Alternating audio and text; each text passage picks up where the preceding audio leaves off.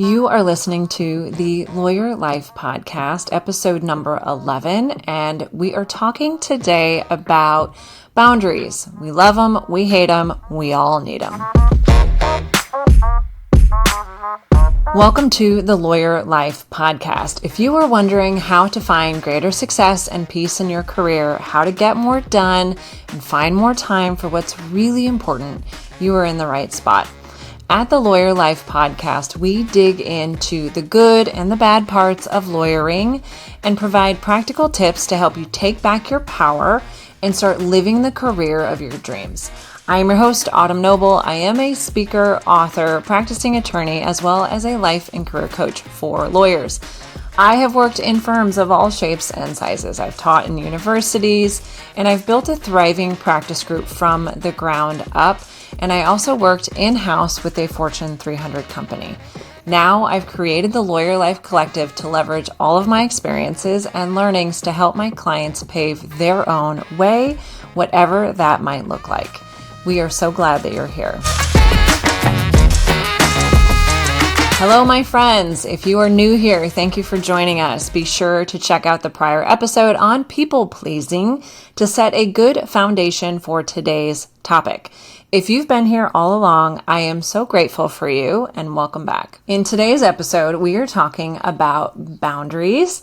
First, we're going to trudge through some brutal honesty before digging into the how of boundary setting. Then we're going to tackle the big fear. If I set boundaries, are they going to fire me? And finally, we round all of that out with some more brutal honesty. A little hot and sour sauce today. Jumping right in, brutal honesty dose number 1. We are the reason people don't respect our boundaries. It's not their fault, and they will never change if we don't. In everything that we do, we are expressing our values, not only to ourselves, but to everyone around us. In that expression, others will learn to anticipate where they fall on your hierarchy of values. If your choices communicate to them that they will always be number 1, no matter what, they will come to expect that treatment every time. Why wouldn't they? When you get that phone call late at night, you are choosing to value it more than the time at home that you may be spending with your family. Or you might be choosing to place greater value on that call and greater value on not upsetting people at work than you place on getting a full night's sleep. So instead you answer that phone call or you step away from your family and you take the call. You are always making choices where to spend your energy and how to direct your attention. When we fail to set boundaries, we are communicating to others that we will always choose them first. Your job is not robbing you of the balance that you seek. You are opening the doors and burning down all of your guard towers. We hate getting those last-minute projects dropped onto our plates when we're already drowning. Everybody does. Sometimes we even work up the nerve to protest and tell them that we just don't have capacity. But what do? Time and time again, we just do it. We figure out a way to make it happen. We make sacrifices that we don't feel good about, but we get it done. And when it happens the next time, we do the same thing. Why then are we so surprised when they keep doing it? They're getting exactly what they want. Why would they ever stop asking you or believe when you say you don't have time? You've said that before, but you always get it done anyway. So we have to first really recognize that we are part of the problem. Our inability or unwillingness to set those boundaries is why people keep treating us that way. They're never going to change, and we've given them no reason to change because they get what they want every single time. You set the precedent by communicating where those types of interactions fall on your list of priorities, and your answer historically has been right at the top. Above everything else, my family, my friends, my sanity. The only person that you need to be mad at for constantly pushing your boundaries is you. Other people will not naturally violate our boundaries. They're taught what is acceptable. We teach them what is acceptable by our actions. When they continually do so, it is only because they have become the monsters that we created through our own actions. Consider this. We have all seen those attorneys who just don't give a fuck about not responding immediately to calls or emails. Everybody knows it, and everyone gossips and gripes about it, but everyone is secretly jealous that they don't have the guts to do the same thing. Not only do those attorneys still have a job, but they also have the balance we've been craving. People learn not to call them after hours, and they've deduced that they won't respond to late night quasi-emergency emails unless it's really an emergency. Those types of people, those types of attorneys, they made a choice about what they valued more, not being gossiped about or having work-life balance. For them, having more balance is worth so much more than being gossiped about for not being responsive all of the time. They made conscious decisions about where the demands of the job fell with respect to their values. And they clearly communicated their values and they stuck to their guns. It can be as simple as that. You do not have to respond to every email just because you saw it and just because someone else decided to tack on that little red emergency sign to the email. We can develop the art of cultivating our email and only responding to true emergencies after hours. We're not ER doctors. There's rarely those kinds of emergencies, but people get used to you treating them and honoring them in that way. Because, after all, humans are creatures of habit. If we allow others to call on us at all hours of the night, they will continue to do so if it yields the results that they want. And they will stop if it doesn't get them the results that they want. You are not a victim to others. You're only a victim to your own choices. And luckily for all of us, we can start making better choices. Choices that are more in tune with our values. Thus, we can choose instead to set some boundaries, and here's how we do this. First, let me say, boundaries themselves, they're not that hard. We can simply say no as a means to protect our time, our energy, our true priorities, whatever it may be. Say no for whatever reason resonates with you. And then, if we choose, we can offer some clarity around what we will do if the other person does not respect that answer of no. For instance, this may sound something like, no, I can't do that project today. I have too many other competing deadlines. We could leave it at that. Or we continue on and say, if you want me to do it, I can get to it next week.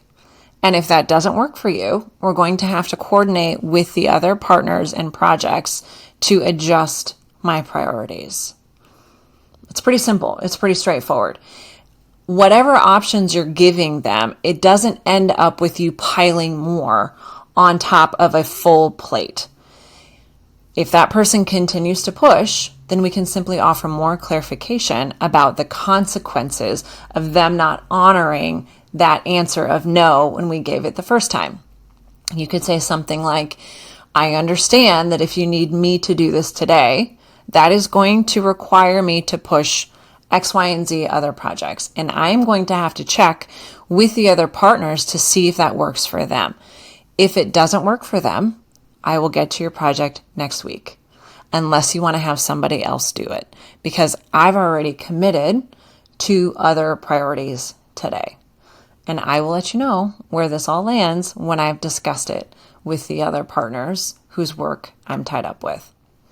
If the workload and people pushing projects on you is not part of the reason you feel called to set boundaries, it might be simple day-to-day interruptions that are making it really difficult for you to focus your energy and focus your effort. So if you're overwhelmed by constant emails or phone calls because you're always making yourself available to others because there's no boundary there, we first have to decide, what do I want that boundary to look like so that I'm not constantly on demand to everybody around me?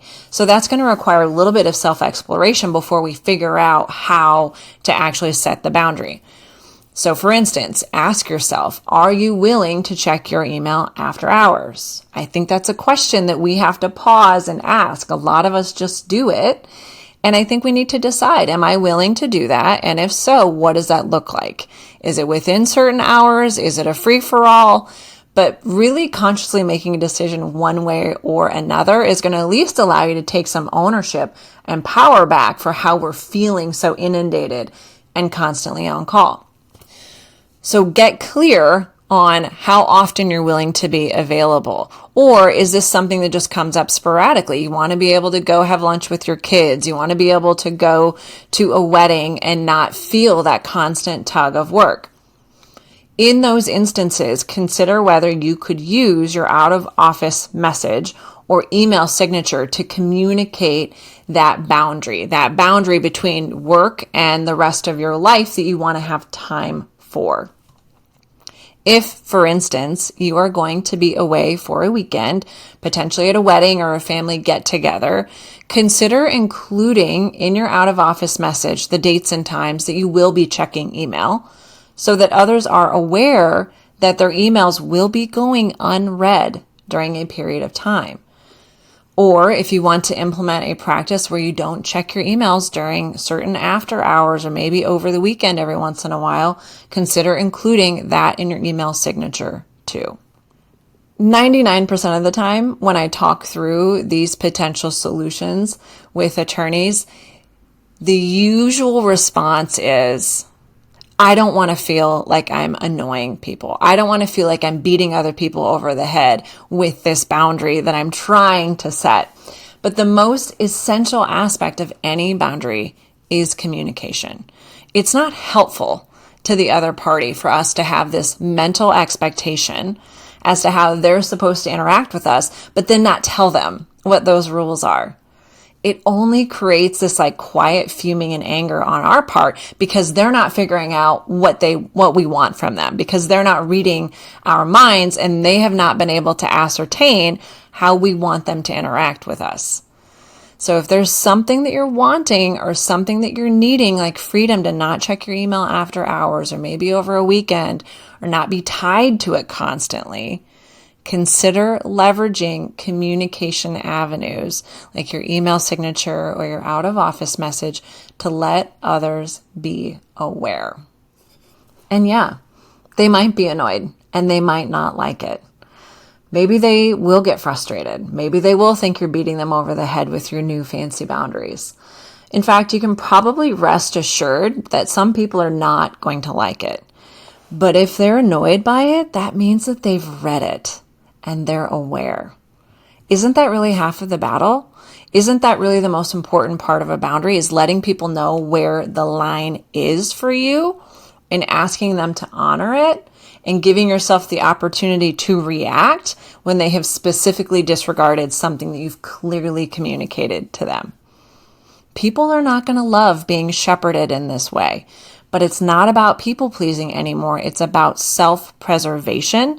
And that may often require us to let go of what other people are thinking about us in favor of focusing only on our relationship with ourselves.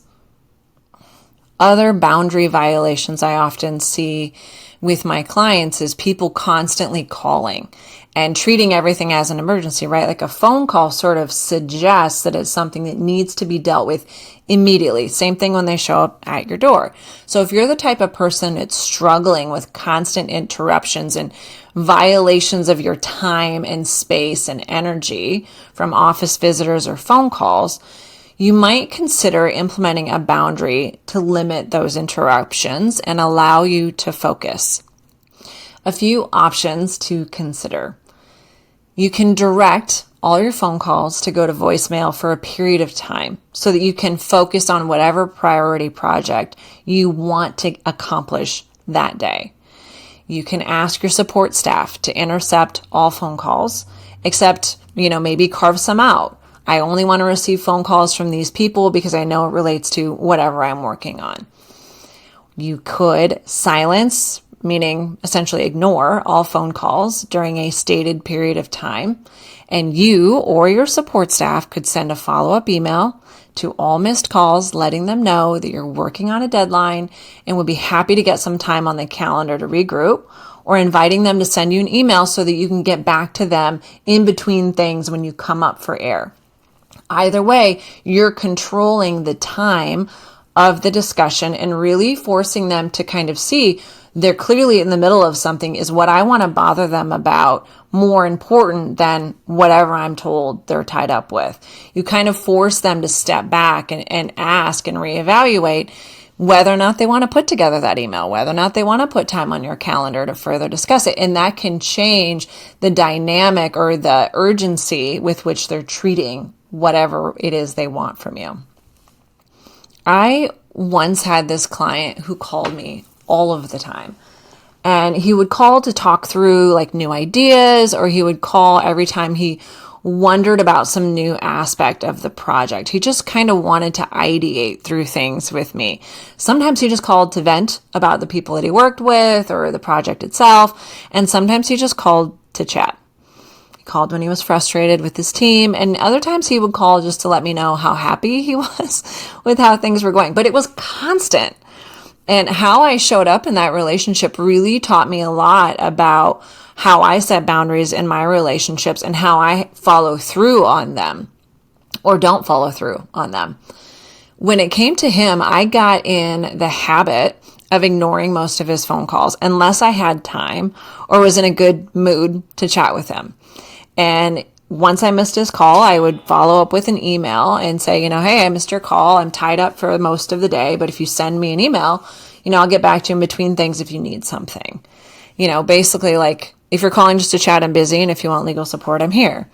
And the issue became for me, my discomfort with setting that kind of boundary, because even when I ignored his phone calls and sent him a follow-up note, I would just be really irritated and distracted afterwards. Why does he do that? I'm not supposed to be his friend. I'm supposed to be his lawyer, right? So I really got tied up in wanting him to be different. And that was something I had to sort out eventually later. But even when I set the boundary, I was just fuming about it because I wanted him to be different than he was. So not only was I ignoring his phone calls, sending the follow-up email, but I couldn't just let the boundary be and move on. I was frustrated. And then I started to feel guilty. And so I'd feel myself just justifying and rationalizing what I was doing over and over and over in my head. I'm not ignoring him to be mean. It's not because I don't like him. I want to be efficient. I want to get this done. I don't want to lose a bunch of time today. Just kind of on, just justifying to myself, like why it was okay for me to do that. There was a lot of guilt that went with it. My brain kept telling me like, he's going to be mad at you. He's going to think that you don't care. He's going to complain about your service. He's going to tell everybody that you're just never available. All of these things, these guilt and kind of self-judgments went around and around. And so one day I kind of gave in to those nagging thoughts and those crappy feelings. He called me, I declined it, and then he messaged me. And the message was something like, can you, let me know when you've got 5 minutes. And immediately I could just feel myself getting frustrated. So I decided just to call him, like, forget it. I'm just going to call him and get this over with. So I called him, and I called him because I felt like I should, because I was feeling guilty. I didn't call him because I wanted to, and I didn't call him clearly because I was in a good headspace to talk to him. So he answered. I immediately regretted it because I could feel myself just starting to snark. I was not engaged. I was super defensive, incredibly abrupt, and annoyed, and it was pretty apparent. And so after the call was over, I felt terrible. I felt worse after the call than I did when I was telling myself that I should be taking his calls and feeling guilty for not taking his calls. It was everything I was trying not to do. I wanted to preserve the relationship with him, and that was part of the reason I was setting that boundary. But when I let that people pleasing drive me to bulldoze my own boundary, I really set the relationship back. We know, if you've been following along, that anytime we use should to direct our actions, it just never yields the results that we want. And in that instance, forcing myself to do something that I didn't want to do. I was feeling frustrated. I was feeling rushed. I was acting from a negative feeling. I end up showing up in ways that I'm not proud of, and I didn't in that moment. When I realized that I was not really honoring my boundary and I was letting people pleasing drive me to erode my own boundary, I started to change the way I was thinking about it. And I chose instead to believe that no one's going to fire me for being busy. And I can ask people to interact with me in a way that's most effective and efficient for me. And that's okay. People might not like the approach and people might get frustrated with it, but I am committed to being available in a manner that allows me to show up at my best. And I would rather have people frustrated with my communication approach than frustrated with me for being a jerk. All of those thoughts kind of became my new mantra every time I started to feel uncomfortable with the boundary that I had set. I chose to believe that I never have to answer a call if I don't want to. It sounds really simplistic, and we all know that logically it's true, but it never feels that way when we're practicing. I also decided to believe that I choose to act when I want to, not because I believe that I have to. Last, I decided to tell myself that I can choose not to concede my schedule and my time to anyone other than myself. So I recommitted to not taking his phone calls out of the blue and trying to kind of steer him to a more structured interaction, sending me his issues and questions over email or scheduling time to discuss. And so I also kind of anticipated that he might want more regular access to me than I was wanting to give sporadically. And so I started scheduling really brief check-in meetings with him that would provide him an opportunity to kind of funnel whatever it was he was wanting to talk about into a discrete time that I could anticipate and prepare for and structure my way around. After that project concluded, he gave such great reviews of my service. Never once did he say, "She's too busy, she never takes my phone calls." He was pleased with the service because when I did interact with him, I was present and I was there and I wasn't frustrated with him and I wasn't silently ranting at him for being the way that he was. Instead, our relationship, I was present and I was able to provide good support to him because I wasn't so busy being frustrated. He was happy with the service, not because I was at his beck and call, but because I put in the work to show up as my best despite my discomfort and kind of the nagging worries that came with it. And having those kind of mantras to reframe it helped me to push through and push past my people pleasing and really stick to it. Because at the end of the day, it's not about pushing people away. It's about honoring yourself and your needs. It's about being committed enough to the relationship to be honest in the moment. No, I don't want to talk right now. No, I don't have time for that. That honesty is so that you can show up as your best in the relationship. It's truly about being so committed to the relationship that you're willing to do something unpopular. In the end, it's ultimately about being willing to be your authentic self in all of your relationships and letting go of any notion of how you're supposed to act. I have found in that relationship with that client, and my coaching clients have found in their own situations, that when we show up authentically, we set boundaries to protect our energy, our time, our space. When we do those things, our relationships actually flourish. It might feel like we're pushing people away, but ultimately we're allowing the relationship to deepen because we've given ourselves space to show up as our best. But here we go. The question that we all wonder about when we set boundaries. Are they going to fire us if we start setting boundaries? If we say no to work and stop taking phone calls and responding to emails at all hours of the night? Fair question. Most of the attorneys that I work with do not believe that it's possible for them to create happiness within their current environment. They come to me unhappy and overworked. They believe that the only way things are going to get better is if the firm finally changes, or if partners just stop giving them too much work when they realize that they're overloaded, or they just leave. Part of the work that I do with my coaching clients is helping them to start setting boundaries and flexing those no muscles. Saying no is always an option that's available to us to make more time for ourselves, to make more time for the things that actually matter to us, so that we can find some space and some happiness and start getting more of what we want. We know logically that if we want more time, more balance, more peace, boundaries are going to be part of the deal. But we're really reluctant to flex those muscles because we're so afraid of the consequences, which makes perfect sense. Like, that's that part of our brain that's trying to protect us. Saying no and putting up boundaries, it is a change from our past practices. And because we're doing something unusual, our brain is going to have some struggles with it. And it's going to tell you about all the reasons why we shouldn't do it.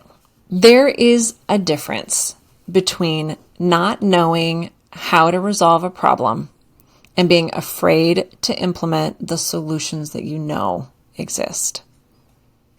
Let me say that again.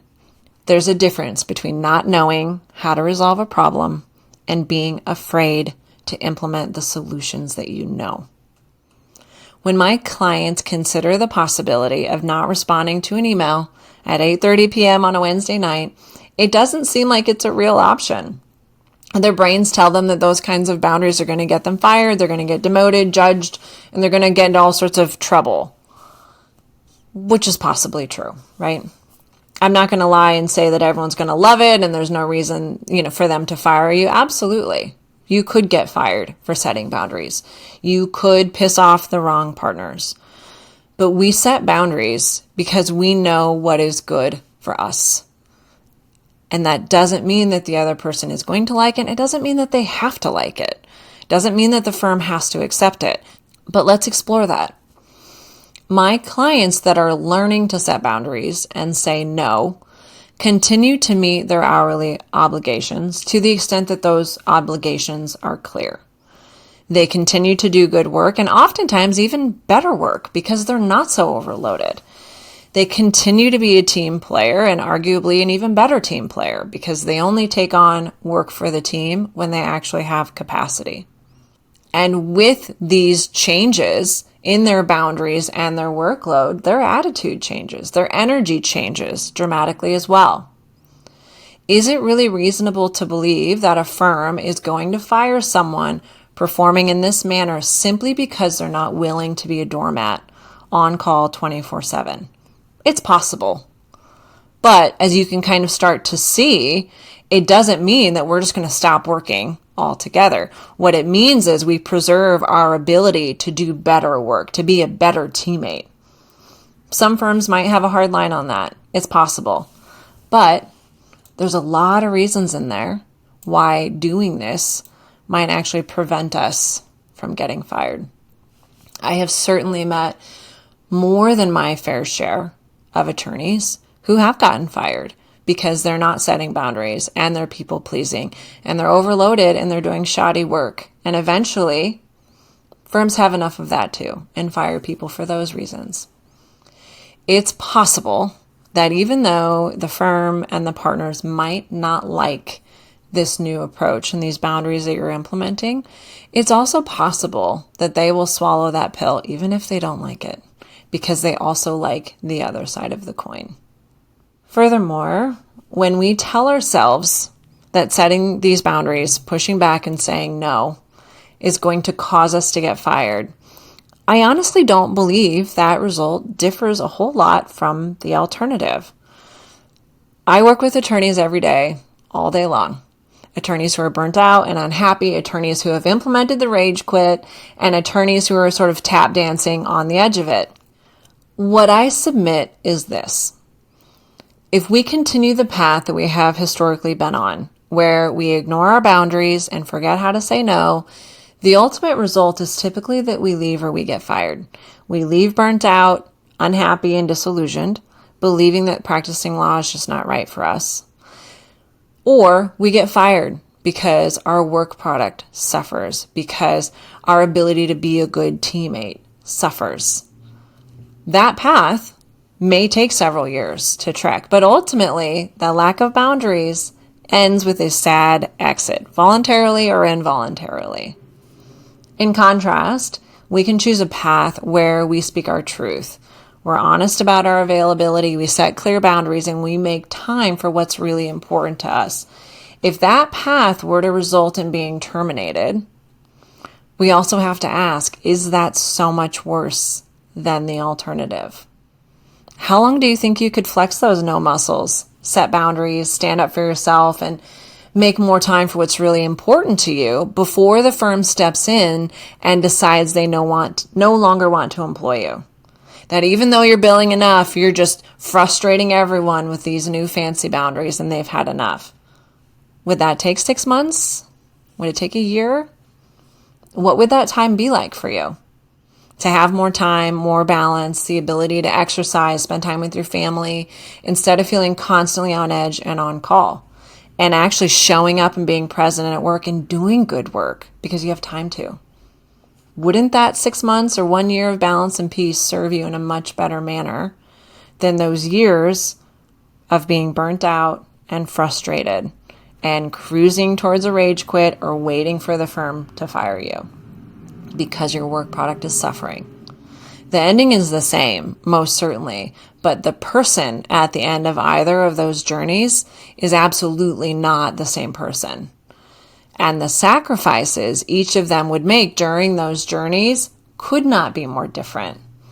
The choice is always yours. What do you have to lose? But what do you have to gain? We simply have to decide which path and struggle we are willing to accept and consciously recognize the choices that we make. So this brings me to a little more brutal honesty. Some of us don't really want more balance and less chaos in our lives. And here's how you know. Asking yourself, am I willing to do the hard thing in furtherance of my larger goal? Or do I want to accept the struggles attendant to my current circumstances and lack of boundaries? In other words, am I committed to setting boundaries, pissing people off, feeling uncomfortable, worrying about getting fired in order to try and get more balance and happiness in my life? Or would I rather just deal with the pain of being overworked and not setting boundaries? Which one do I choose? Having the lives we want first requires us to see our role in having what we don't want and the choices that we made to create that life for ourselves, to create that life of lacking balance. If we want more space, more balance, and less chaos in our day-to-day lives, we have to decide to make it happen for ourselves. We have to commit to doing the hard things that come with it. Once we recognize that the choices we have been making are part of the problem. So I want to share with you a story about one of the goals that I've had and how I have kind of come face to face with this realization that maybe I don't really want the goal that bad. I have always wanted to be a regular yogi person. Incredibly fit, very flexible, all of it. And it always seemed to really fit with kind of my vision of myself. I meditate every day. I do some kind of yoga, stretching. I'm a Reiki master, a meditation instructor, and I just love all this stuff. And yoga seemed like a really kind of natural fit. But the problem is, I don't really want to do it. Usually, like at all. I will avoid it. I'll put it on my calendar and I'll change my mind at the last minute. Sometimes I'll get really into hot yoga and then I decide that I don't like it. Don't get me wrong. I love my daily yoga, light stretching, and my daily meditations. And sometimes I actually enjoy going to a yoga class and feel better once it's done. So what is the problem? And why do I not have that yoga body and that daily yoga practice that I really have been wanting for so long? I simply don't want to do it. I don't want to do the hard stuff that comes with it. I love the idea of having a daily intense yoga practice, but put simply, I don't really want to do the work. I don't want to hold uncomfortable poses for a long period of time. I don't want to go to another type of fitness class every single day. I don't want to put my leg there or bend in that way. Like, there's just something about it that I just don't want to do. I'm in love with the dream, but I'm not willing to act on it.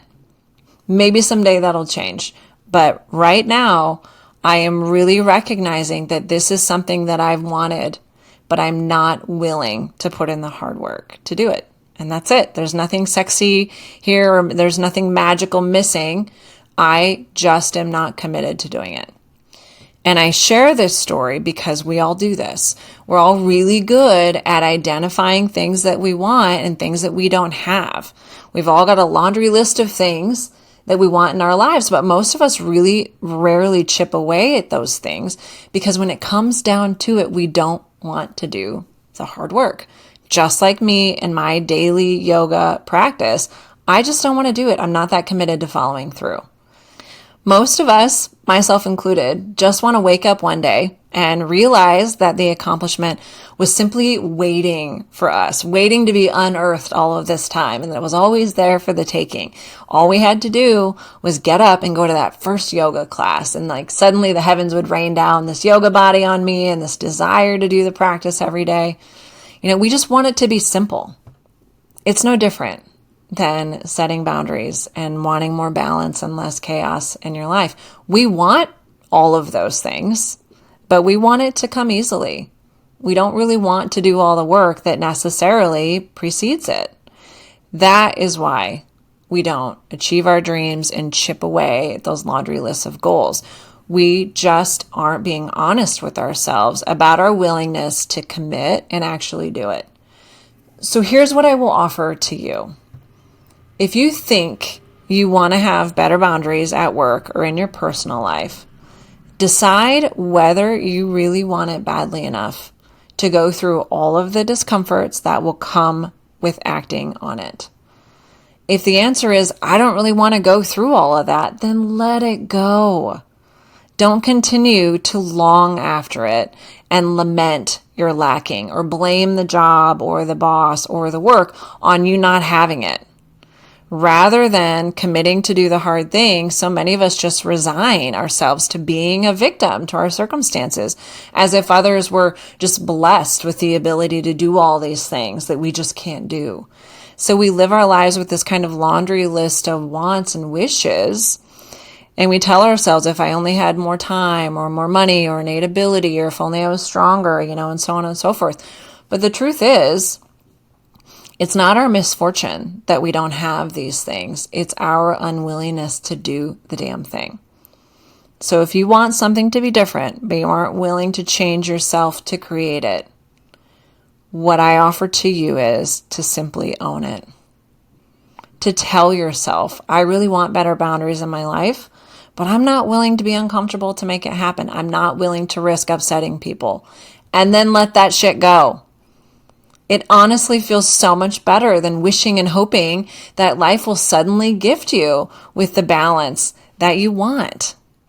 And it certainly feels better than blaming everyone around you, the job and the work, for you not having it. If it's not something that you're willing to do the hard work for, let it go. Let it go, honor that, and move on with your life. That alone is freeing. And the choice is always yours. That's all for this week, my friends. Please let me know if you are enjoying this content by leaving me a review or a rating on your podcast listening platform. I would greatly appreciate it. Or send me an email if there are topics you want to hear on an upcoming episode. You can email me at autumn, AUTUMN, at theuncomfortabledream.com. Next week, we dig into overwhelm, the primary sign that you need more boundaries and less people-pleasing in your life. See you there, and until then, thanks for listening and thanks for telling your friends. If you are listening to this and you feel like at times your life and your days are at the mercy of others and you don't have any control, I urge you to reach out and schedule a free consultation with me. Those sentiments are a clear sign that you are not setting healthy boundaries in your life. And how we do one thing is how we do all things. If you aren't setting clear boundaries at work, I can guarantee you aren't doing it in your personal life either.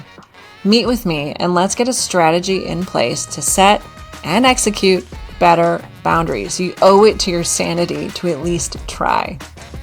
The first thing I do with all of my clients that work with me is to really cast the dream. What is it that you want? What's working? What's not working? From there, we can start planning and taking action to bring that dream closer and closer. And we dive into that righteous discomfort.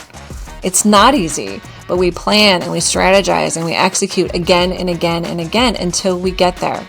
If that sounds like something that you need, check out the show notes for resources or to set up a free consultation with me and start taking that type of action that you need to create that life that you're truly wanting. If the information in this episode was helpful to you, be sure to check out the show notes to subscribe to our newsletter or sign up for that free coaching consult. The content that we discuss in this podcast is just the tip of the iceberg. We dig into so much more in coaching. If you are at all curious, be sure to reach out, check out those resources in the show notes, and let me know if there's anything I can support you with. You literally have nothing to lose.